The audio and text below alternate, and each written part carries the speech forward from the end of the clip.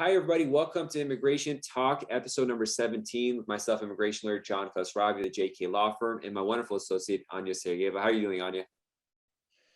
I'm doing better, John, but still we're in the midst of Ukrainian crisis, and we're getting calls and emails from people, from Ukrainians who are in the United States, who are in Europe, trying to help as many people as we can, and it's really, really sad Yeah, for some situation. inside baseball, one is the crisis is heavy on us because we get a lot. Anya's Russian speaker, so she gets a lot of people contacting us, so that's a lot. It's also what's called H-1B cap season. It's a once a year chance for 2 weeks or 3 weeks to be able to file for the H-1B visa, and so the deadline is popping up in 2 or 3 days. So we're getting slammed with that.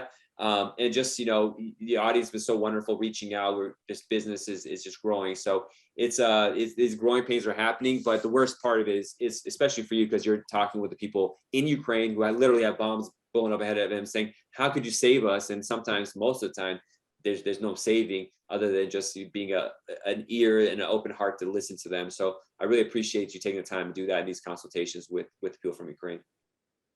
Thank you, John. And this is kind of been like a way of dealing with stress for me too, like helping others. Yeah, You know, um, sure. yeah. So we're gonna talk about Help that. yourself by helping others. That's the only way to do it. So you're gonna start the show by talking about any updates for Ukrainian visa holders, people who are from Ukraine, what's going on, and then we're gonna talk about the theme for this month. This is in March 2022, which has been about student visa holders and the A to Z of it all. You can catch old episodes talking about the last 2 weeks, talking about the basics of the F-1 visa, changing status, adjusting status, options that people have, OPT, CPT, how that works. Today, we're going to talk about reinstatement. These are when people have violations that could be problematic and where they could lose their student visa status.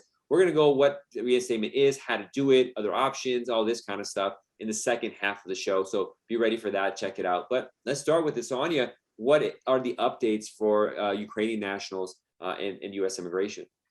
Well, really, there are no updates.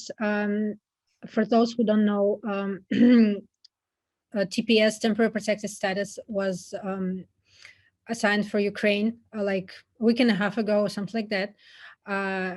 There was an official announcement, but there was no official publication yet in the Federal Register. And until we have the official publication, we cannot submit applications for TPS for Ukraine. And if you go look at the US website, today is March 15th, Ukraine has not been added to the list of countries that were designated for TPS. Mm-hmm. So we're waiting on that. When it's going to happen, it can happen today or tomorrow or in 2 weeks. From our colleagues, they're reporting that TPS for Venezuela, it took them like around 1 month to get this, to get the publication, to get this rule published. But there was that So other case. Was it Haiti that took months and months to get it? So, probably, yeah, yeah. yeah. So we don't know. It can happen. It can happen any day. It can happen tomorrow. So, for example, if you find yourself in this situation that you are a Ukrainian national, you are here in the United States, and you were here on March 1st, right? And for example, your tourist visa is about to expire.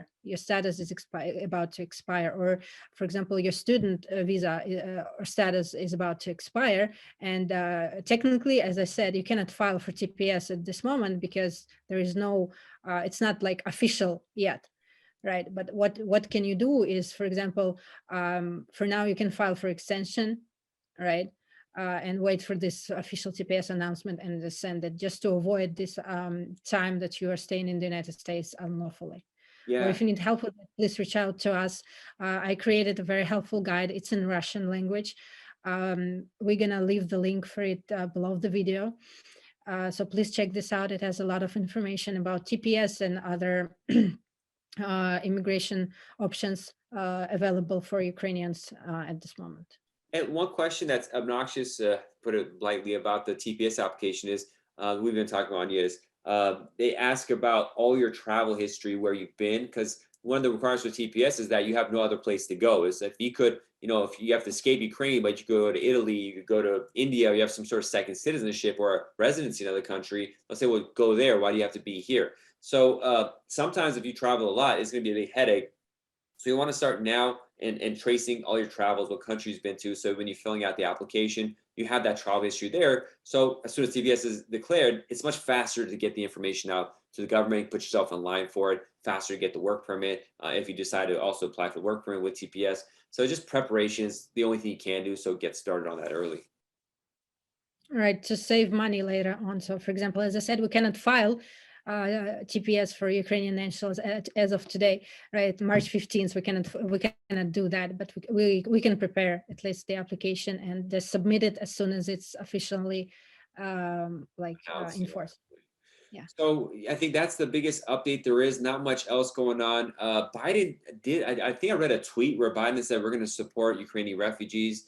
That's vague. What does that mean? Maybe they'll help money in refugee camps in Europe. Maybe they'll allow them to come here. We don't know how this all going to work out. But we're just seeing this day by day, this tragedy that's happening, and it's not getting lighter, unfortunately. So it looks like it's going to continue. Hopefully, there'll be some sort of ceasefire, some peace that happens as soon as possible. But would you want to get started about time reinstatement, or is there anything else you want to talk about in this sort of situation? I mean, yeah, we're doing this video every week, and we're gonna keep posting, updating you on the Ukraine crisis. So please watch us.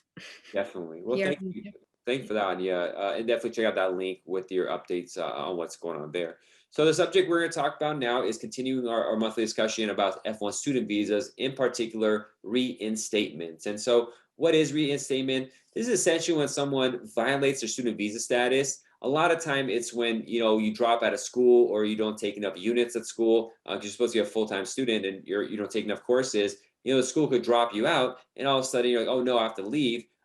Depending on the situation, Anya will go over more detail what the basic requirements are of the background. You could do reinstatement and redo and bring back the student visa, and so you could be here and not have to leave the country. So that's really important. Now, one thing to note is there are two options in this kind of situation where you could do reinstatements and file that application to stay here, or you could potentially leave and then either your existing F-1 visa is still valid, be able to come back in if there's another violations, like you didn't, commit a crime or something like that, things that would be really serious. But if you leave, you could come back in with a new I-20 from the school and start school. So that might be a faster way to do it, because one of the problems with reinstatement is we don't know how long it's going to take. It could be 2 or 3 months before USCIS reviews it, and who knows if they're going to approve or deny it, or it could be 8 months. I've had people contact me, 10 months reinstatement still pending. So it takes a long time. You may not want to deal with that. Just easier to go and come back and restart it. The downside of traveling overseas instead of doing reinstatement is that it resets the clock for getting OPT, optional practical training that you could do after you graduate. So if you leave and come back in, the requirement is that you have to study for at least 1 more year before you could start, graduate and start working. So if you're a case, you've been studying for 3 years, you have this issue, don't want to do reinstatement, you leave and come back in, let's say 3.5 years or something, you have to study a whole year before you could be viable for OPT. That may or may not work depending on your timelines and stuff like that. So that's something very important to be considerate of and think about on that kind of situation. Now, let's say you do file for reinstatement, you can continue studying on it. But if you had to work like on campus, like employment potentially, that may not be allowed. So be mindful that you lose that option, especially until the reinstatement is approved. So just careful. The typical situation where a person has this need for reinstatement is if they didn't take enough units in school credits, they transferred through the school, they didn't do the paperwork properly, they failed to attend school according to the dates on their I-20, the 20 is ending, they still need more time. There's all sorts of other stuff. They violated but not updating the online SIVA system, not telling them. There's all these different violations that are problematic that could pop up and create the need for reinstatement where the school, excuse me, drops you out. So definitely keep in mind on this stuff. So then the question comes, and one note is, excuse me, this is kind of a weird thing, is when you're in a U.S. on a non-immigrant visa, you're supposed to maintain a valid passport at all times. And so sometimes you're here, you're studying 6 or 7 years, your passport expires, but you're in the United States, so you don't need to use your passport. That could be a violation. So always look at your passport. If you have a year or less, when it's coming a year left before it expires, renew it as soon as possible. Don't let time go by. Now, some countries may say we won't renew the passport until it's like less than 6 months on it. So be careful of that. Just keep your passport valid because that could be considered a violation reason. So you don't want that to happen. Now, the basics of filing is this: I-539. It's this form used for extension, change of status, but you can use that for reinstatement. If you have dependents, it's 539A that goes with the application. You get a new I-20. You probably want to submit old I-20s as well in the system. You have, transcripts and school records too. It's good to have to show you're going to school, what grades you got, all this kind of stuff. A filing fee for it, evidence of financial support, your ability to be able to pay for school and stuff like that, and explanations of your need for it.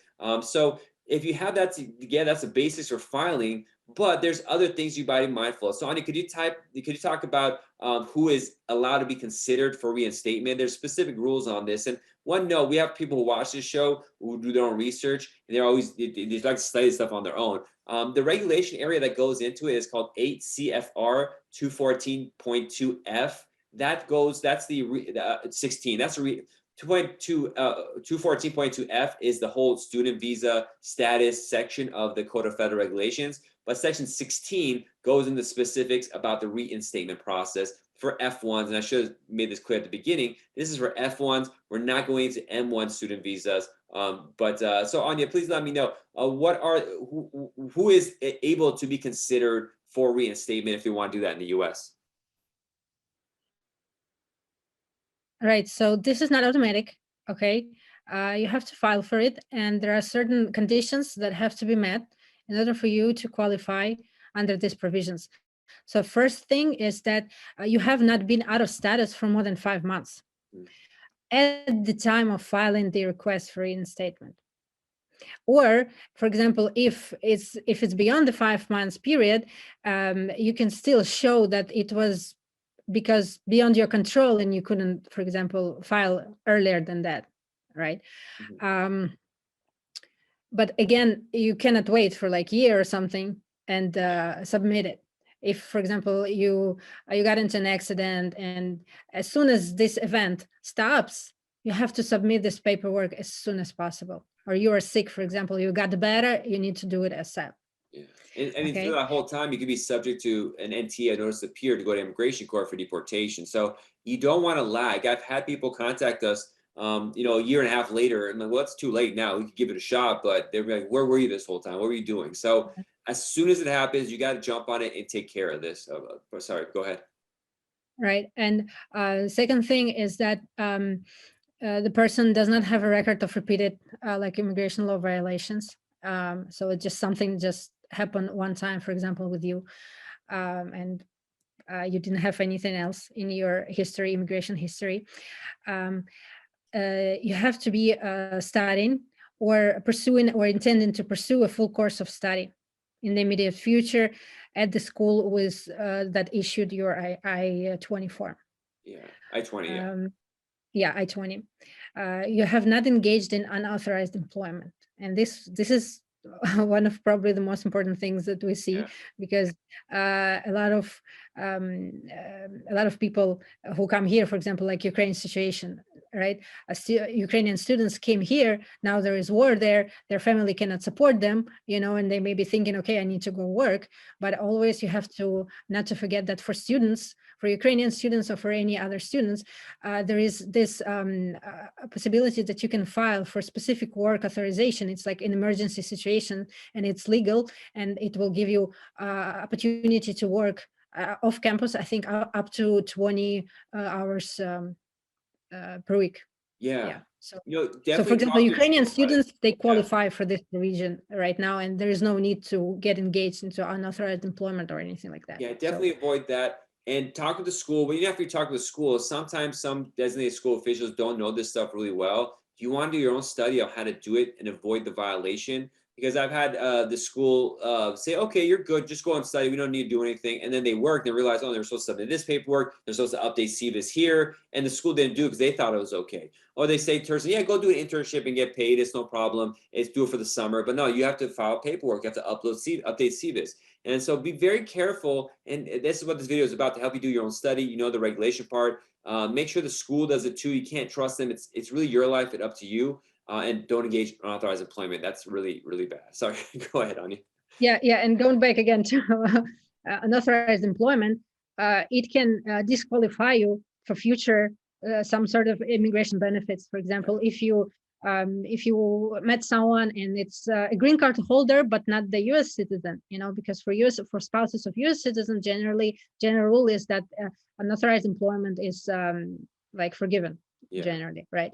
And if you find you're likely to find a green card holder and you got married and you want to file for adjustment of status to get your green card and you had this history of unauthorized employment, unfortunately, but you will not be able to adjust status in the United States. It might be possible through the consular process, but again, every case is unique. So such an important point to get lost, because a lot of times we say, oh, marriage cases solve this stuff. Let's say if a U.S. citizen married, they forgive that. LPR, green card holder, violation of the past, you're stuck. You can't adjust status. And so that's why, it is a temptation to work on authorized employment, to get skills, to make money, but it's just not worth it. And if you really need it, there are exceptions that you could request to get work authorization. You can maybe do on-campus employment. There's things that help you, but just think it through. Don't do something that's going to really hurt the rest of your future and your immigration status. Right. You have to always weigh the pros and cons. And if you need help with that, please schedule a consultation with us. We're going to be more than happy to assist you. Sure. So one more thing that I wanted to mention is that one of the requirements for the F-1 reinstatement is that a person is not deportable, right? Unless for this for like overstaying, not overstaying, what it's called, violation. For the fact that for this student visa violation, right? And also you have to establish that this violation that took you this 5 months that you went out of your student status, that it was beyond your control. And it just not happened because you got lazy, you didn't want to study, and so on. So there has to be a reason, like very good reason why it happened. And also one more exemption is if the violation relates to reduction in the student course load, it can be the school could have be, approved and failed to do that.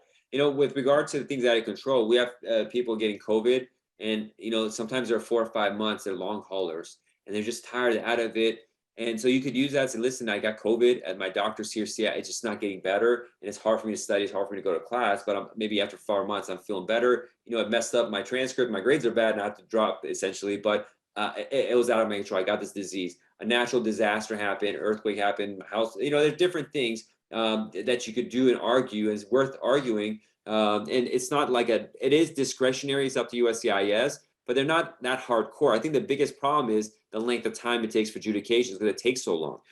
But it's something you should really look into, and this affects thousands of students every year. I get contacted about this all the time. So do your study, be prepared, and speed is one of the most important parts. You don't want to delay and have lag, because it's going to make this a problem. It's going to delay getting reinstatement and be able to finish school in time and all that kind of stuff. It just creates a bunch of, your whole life gets delayed because of it. So you want to avoid that kind of thing from happening. Right. And I think you wanted to mention also that once the student gets reinstatement, right, the visa, the F-1 visa still gets remains valid, right? Yeah, the visa remain valid unless there's a particular reason. The Department of State denies it. So if you got a DUI, for example, Department of State, if they find out, they'll invalidate the visa. So it's possible to keep that same F-1 valid, especially if you leave and get a new I-20 come back. You could potentially use that, but it's a case-by-case basis, because we got to see the reason, the violation you did, if Department of State decided to invalidate it, or what kind of, if it's an admissibility thing of some sort. So you got to be careful what the reason is, but it is possible to keep the same visa and avoid having to do the embassy again. But it depends on it. Sometimes you just want to go to the embassy to get a fresh one, so you don't fly in at the airport all of a sudden be kicked out. So that one we have to review, but it is possible, definitely. I'm glad you mentioned that. So that's the overview. If you want to schedule a consultation with our office, email us at info@jqqlaw.com. If you like this information, just like and subscribe wherever you're watching this on YouTube and all the different channels. We're coming out tons of information. 1 or 2 more weeks talking about F-1 student visas, and then talk more about a different subject after that. But there's just so much going on in immigration. It's so complex, frankly, that you need this help. It's just we have to study a lot ourselves to figure this out. It's hard enough when you're going to school and your life's, you're going through a health circumstance. It's difficult doing it on your own. So definitely consult a professional to help you out. Again, our email is info@jqqlaw.com. And hopefully we could help you out there. Thank you, Anya, so much for talking with us again. Hopefully next show we'll have better information regarding TPS and Ukraine situation. But again, thanks. Thank you, John. Thank you, everyone, for watching, and we will keep you posted next week on everything that's going on in the immigration field. For sure. Bye, everyone. Bye. Thank you for watching this educational program. To get the latest videos, click the subscribe button and the notification bell icon. Also, help us help the immigrant community by liking this video and sharing it with your family and friends. You can also find us on other social media sites like Instagram, Facebook, TikTok, LinkedIn, and Twitter, where you find the latest updates on immigration news, policy changes, and tips. Be safe and God bless. See you soon.